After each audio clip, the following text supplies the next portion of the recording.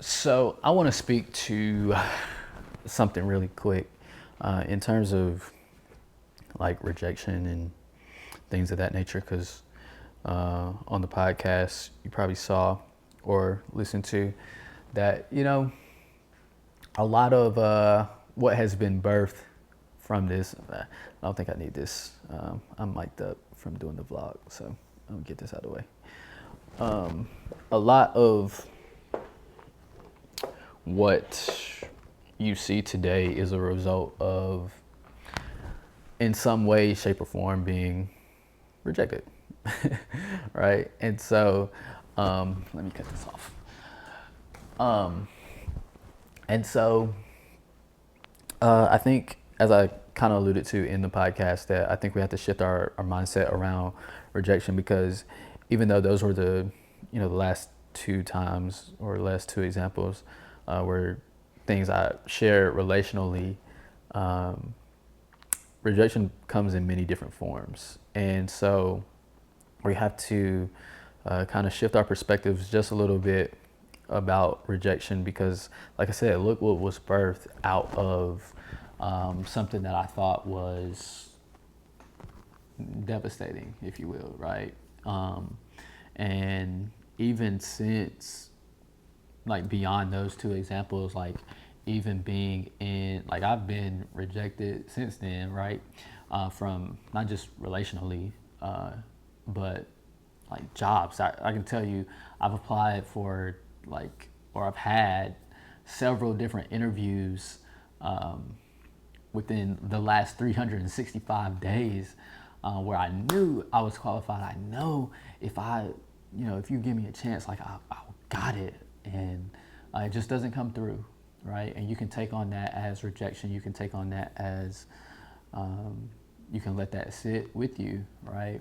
And I think we have to look at, especially when it comes to relationships, because I mean, that in some ways has occurred as well, since the story that I've said in terms of the podcast on the episode, but also in terms of relationships. I think sometimes we have to be able to understand that the rejection really isn't.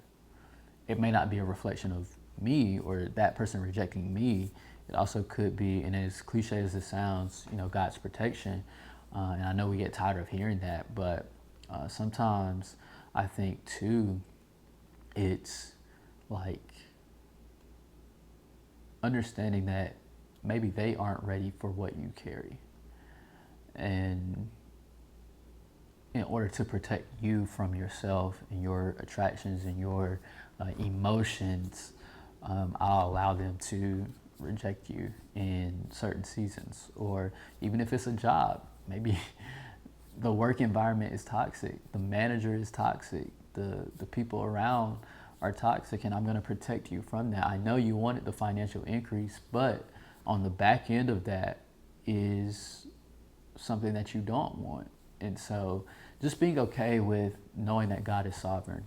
And so in terms of recovering from rejection, it's not about taking that on yourself, right?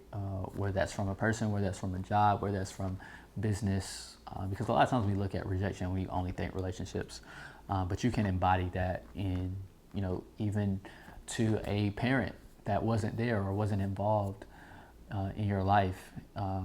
That isn't their decision isn't a reflection of you, right? So don't take it on you. Although they may have left you with some gaps, they may have left you with some holes and some things that you have to discover about yourself, and some things that other people were taught, you have to kind of figure out and fish for yourself.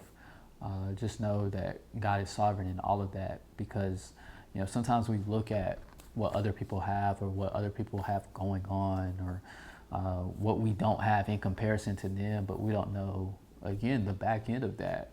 Yeah, their dad was there, but he was there physically, but he wasn't there emotionally, right? And so what the question you have to ask, is it better to have not had and not been hurt physically or emotionally, or to not have and figure out these things and be even though it left a hole, maybe it pushed you closer to God versus further away from God, right? And so God is sovereign in all of that. So even in the midst of rejection, whether it's relationships, business, career, whatever, whatever form of rejection you may be dealing with, just know God is sovereign in all of it and trust Him, right? All things work together.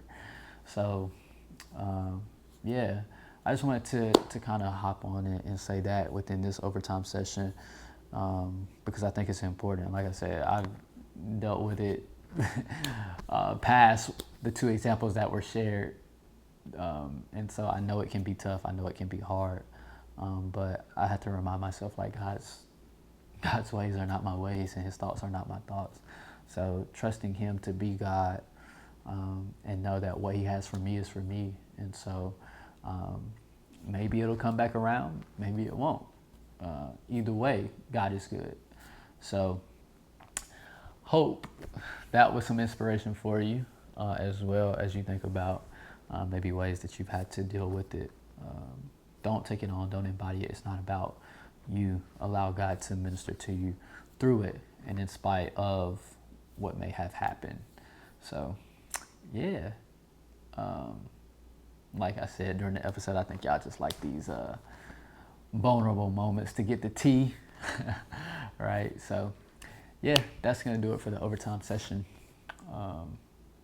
Yeah, until next time, J. Cole. Peace.